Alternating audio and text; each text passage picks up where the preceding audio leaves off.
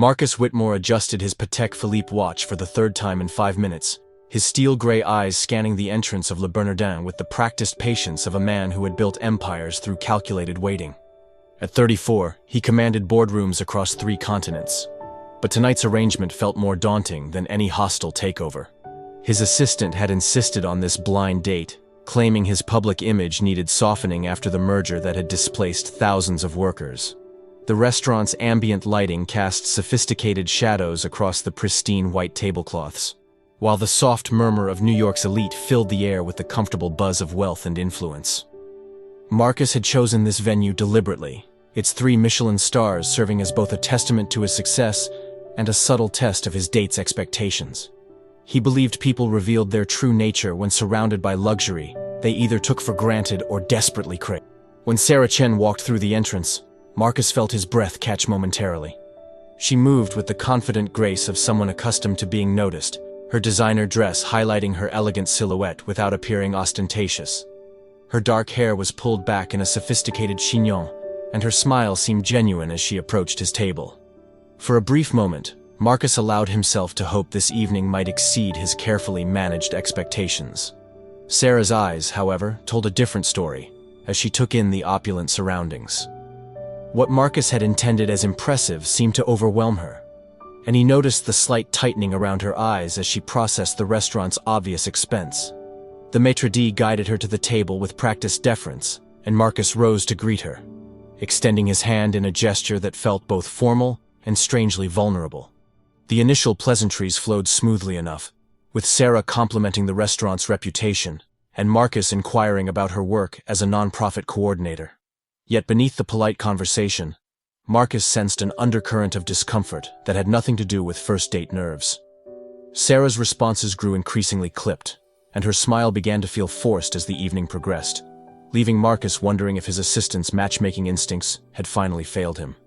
Chapter 2. The conversation that followed felt like a carefully choreographed dance between 2 people speaking entirely different languages. Sarah spoke passionately about her work with underprivileged children, her eyes lighting up as she described programs that provided meals and educational support to families struggling to make ends meet.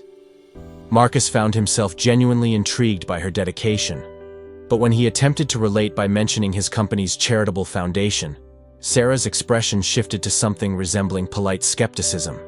Marcus watched as Sarah's fingers drummed against the white linen tablecloth, a nervous habit that seemed at odds with her otherwise composed demeanor.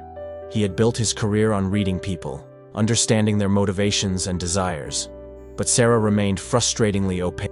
When he mentioned the foundation's recent $100 million commitment to education reform, she nodded politely, but her enthusiasm visibly dimmed, as if his gesture somehow diminished rather than impressed her. The sommelier appeared with the wine Marcus had pre-selected, a rare Burgundy that cost more than many people earned in a month. As the server went through the tasting ritual, Marcus noticed Sarah's almost imperceptible wince at the elaborate ceremony. She accepted the wine graciously, but barely touched it throughout the meal, and Marcus began to suspect that his careful orchestration of the evening was backfiring spectacularly. Sarah's questions about his business grew more pointed as the courses arrived, each dish a masterpiece of culinary artistry that seemed to widen the gulf between them rather than bridge it. She asked about his company's labor practices, environmental impact, and tax strategies with the precision of an investigative journalist rather than a potential romantic interest. Marcus found himself defending decisions he had never questioned, explaining profit margins and shareholder obligations to someone who clearly viewed them as moral failures. By the time the main course arrived, the tension at their table had become palpable despite Marcus's attempts to steer the conversation towards safer topics. Sarah's body language had shifted subtly but unmistakably toward the exit, and Marcus realized with growing certainty that this evening was destined to become another addition to his collection of romantic disasters, each one reinforcing his belief that genuine connection was a luxury his position simply couldn't afford. Chapter 3. The breaking point came during dessert, when Marcus mentioned his latest acquisition of a tech startup that specialized in automation software. He had intended it as small talk, perhaps even a way to demonstrate his forward-thinking approach to business innovation. Instead, Sarah's fork clattered against her plate as she set it down with barely controlled force, her composure finally cracking after an evening of polite restraint.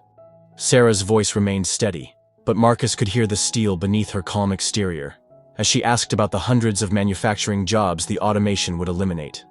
When he offered the standard explanation about efficiency and competitive markets, Sarah's laugh held no warmth. She began gathering her purse with movements that suggested finality, and Marcus felt an unexpected pang of something that might have been disappointment or perhaps wounded pride. The explanation came in measured tones that somehow felt more devastating than shouting would have been. Sarah told him that she had hoped the evening might reveal something beyond the corporate persona she had researched before their date. She had wanted to find the human being beneath the business headlines, someone who understood that success meant more than quarterly earnings and market share. Instead, she found exactly what she had expected, and that realization seemed to sadden rather than anger her. Marcus watched helplessly as Sarah stood, her movements graceful even in departure. She thanked him for dinner with the kind of politeness that felt like a door closing permanently, and expressed hope that he might someday understand why their worldviews were simply incompatible. The words stung more than Marcus cared to admit, delivered as they were without malice or drama, just a quiet certainty that made them impossible to dismiss or argue against. As Sarah walked toward the exit, Marcus remained seated, acutely aware of the curious glances from other diners who had undoubtedly witnessed at least part of the evening's failure. He had been rejected before, but never with such thoughtful deliberation, never by someone who had clearly seen past his wealth to judge the man beneath and found him wanting. The experience left him feeling strangely hollow, as if something he hadn't known he possessed had been quietly removed. Chapter 4. Marcus sat alone at the table for several minutes after Sarah's departure, mechanically finishing his wine while processing what had just occurred. The restaurant's ambient sounds seemed amplified in her absence. The clink of silverware and murmur of conversation, a constant reminder of the social performance he had just failed to execute successfully. He had built his reputation on the ability to anticipate and adapt to changing circumstances. Yet he felt completely unprepared for the quiet devastation of Sarah's dignified exit. The drive back to his penthouse passed in a blur of city lights and self-recrimination. Marcus found himself replaying moments from the evening, searching for signs he had missed or words he might have chosen differently. His driver, accustomed to his employer's post-meeting silences, navigated the Manhattan traffic without attempting conversation, leaving Marcus alone with thoughts that felt unusually unproductive and circular. His apartment, spanning the top 2 floors of a prestigious building overlooking Central Park, felt particularly cavernous upon his return. The floor-to-ceiling windows offered a spectacular view of the city's glittering expanse, but tonight, the sight felt more isolating than inspiring.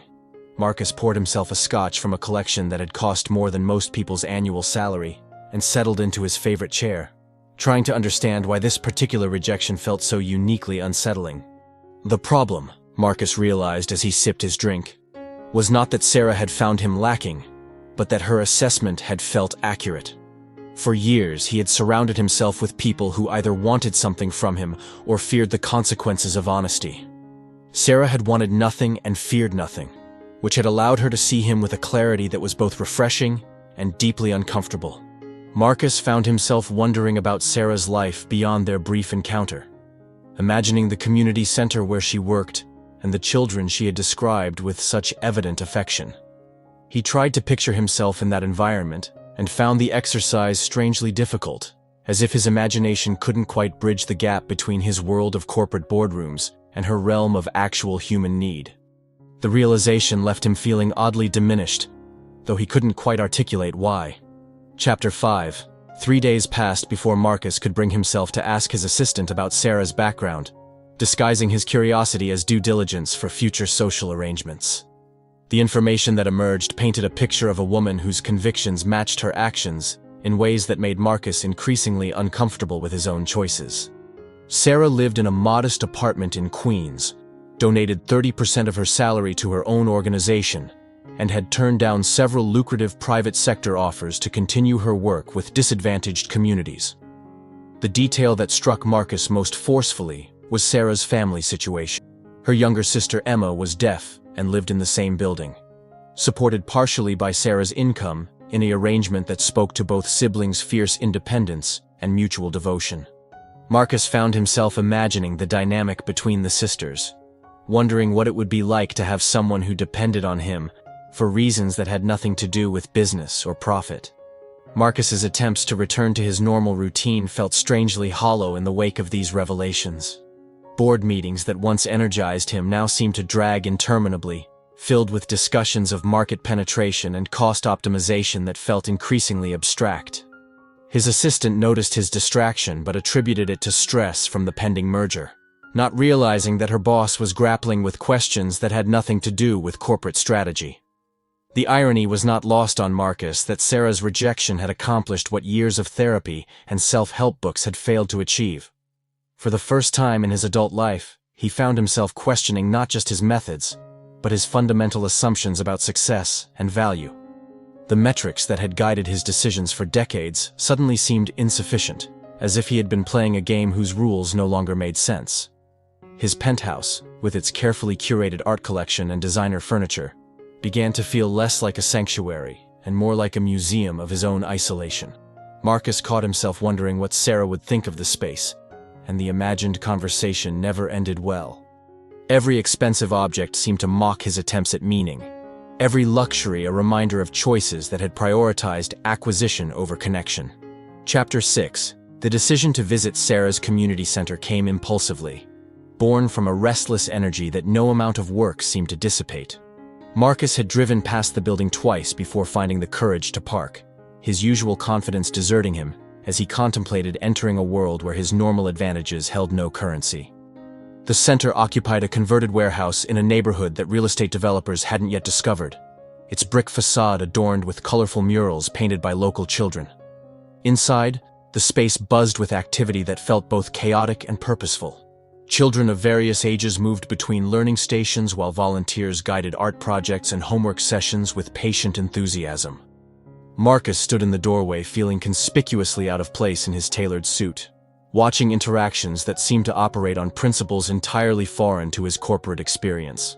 Sarah appeared from a side room carrying supplies for what looked like a science experiment, her face lighting up as she spoke with a group of eager 10-year-olds. She moved through the space with easy familiarity, greeting children by name and seamlessly transitioning between Spanish and English as the conversation demanded. Marcus found himself transfixed by this version of Sarah, animated and natural in ways their dinner conversation had never allowed. When Sarah finally noticed him, her surprise was evident but not unwelcoming. She approached with the same measured politeness she had shown at the restaurant, though her eyes held a wariness that suggested she was still processing his unexpected appearance. Marcus felt suddenly foolish, unsure how to explain his presence without revealing the depth of his preoccupation with their failed encounter. The conversation that followed was brief and awkward, with Marcus struggling to articulate his interest in the center's work without sounding patronizing or presumptuous. Sarah listened politely but kept glancing toward her students, clearly torn between courtesy and her responsibilities. When she excused herself to handle a minor crisis involving spilled paint and hurt feelings, Marcus understood that he had intruded on something important and decided to leave before causing further disruption. Chapter 7. As Marcus prepared to leave the community center, he noticed a young woman sitting in a quiet corner, working intently on what appeared to be homework while surrounded by the controlled chaos of the after-school program. Something about her focused concentration amid the noise drew his attention, and he realized with a start that this must be Emma, Sarah's sister. She was younger than he had expected, perhaps in her early 20s, with the same elegant bone structure as Sarah, but an intensity that seemed uniquely her own.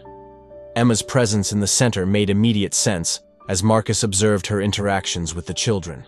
Several kids approached her desk throughout his brief visit, and she communicated with them using a fluid combination of sign language and written notes that seemed to delight rather than frustrate her young correspondents. Her smile was warm and genuine, transforming her serious features in ways that reminded Marcus powerfully of Sarah's brief moments of unguarded enthusiasm. Marcus found himself studying Emma's work setup with the analytical eye he typically reserved for business assessments. Her laptop was several generations old, but meticulously maintained, surrounded by textbooks that suggested she was pursuing advanced studies in education or social work. The dedication required to excel academically while volunteering at the center spoke to a work ethic that Marcus recognized and respected, even as it operated in service of values completely different from his own. When Emma looked up from her work and noticed his observation, Marcus felt caught in an act of unwanted intrusion. She regarded him with curious eyes that seemed to take in every detail of his expensive suit and obvious discomfort. Her expression neither hostile nor welcoming, but simply assessment. For a moment, Marcus wondered what conclusions she was drawing about the man who had apparently upset her sister enough to warrant discussion. The moment stretched longer than Marcus had intended, and he realized he was staring with a rudeness that his usual social training should have prevented.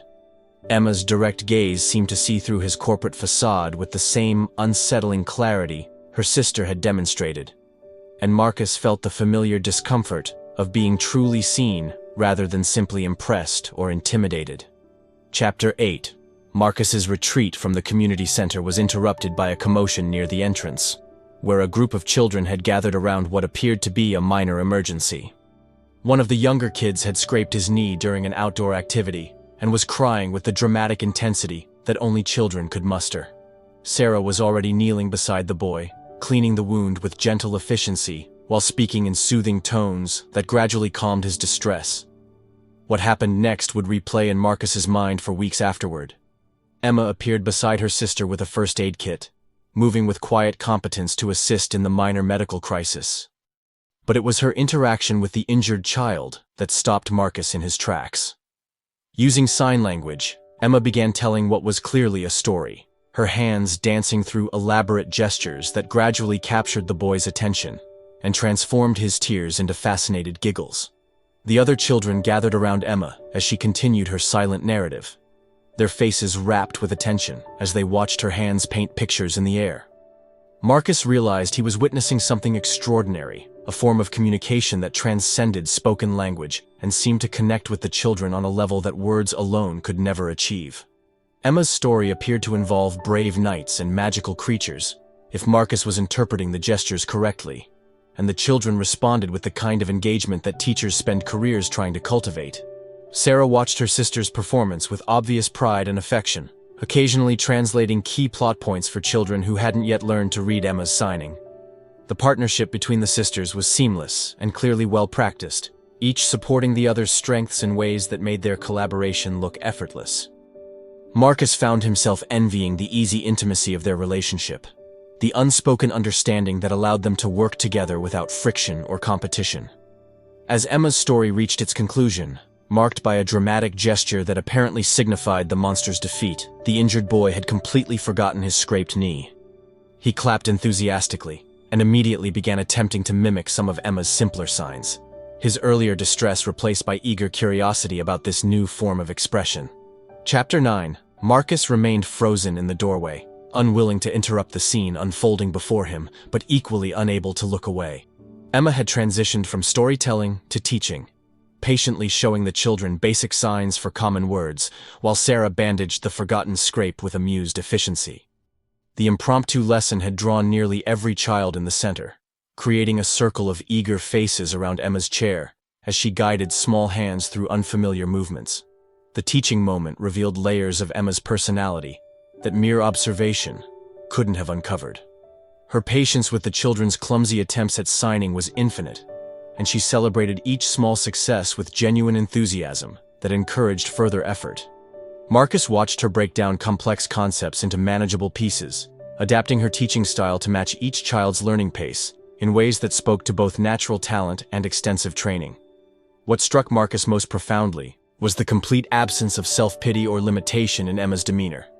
She seemed to view her deafness not as a disability, but as a different way of experiencing the world, one that offered unique advantages in connecting with children who often struggled with traditional forms of communication. Several of the kids appeared to be non-native English speakers, and Emma's visual teaching methods transcended language barriers in ways that clearly delighted both teacher and students. Sarah caught Marcus's eye from across the room and offered a small smile that seemed to acknowledge his genuine interest in the scene. For the first time since their disastrous dinner, her expression held no judgment or wariness, just a sister's pride in watching Emma work her particular magic with the children. The moment felt like a small bridge across the gulf that had opened between them during their evening together. Marcus realized he was witnessing something that challenged every assumption he had made about limitation and advantage. Emma's deafness, which he had unconsciously categorized as a disadvantage to be overcome, was clearly a source of strength in her work with the children. Her different perspective allowed her to reach kids who might struggle in traditional learning environments, creating connections that hearing teachers might never achieve. Chapter 10. The informal sign language lesson was interrupted by the arrival of parents coming to collect their children, and Marcus watched the careful choreography of the center's closing routine. Emma helped gather art supplies while Sarah organized backpacks and reminded kids about tomorrow's activities. The efficiency of their partnership was evident in every interaction, each sister naturally filling roles that complemented the other's strengths without apparent discussion or coordination. As the space emptied, Marcus found himself alone with the sisters for the first time, and the silence that followed felt weighted with unspoken questions. Sarah busied herself with cleaning tasks while Emma returned to her homework, but Marcus sensed an awareness of his presence that suggested his motivations for visiting were being carefully evaluated. He struggled to find words that might explain his interest, without revealing the depth of his preoccupation with their previous encounter. Emma looked up from her textbook and studied Marcus with the same direct gaze that had unsettled him earlier. Her assessment seemed to reach some internal conclusion, and she began signing something to Sarah that Marcus couldn't interpret, but that clearly concerned him.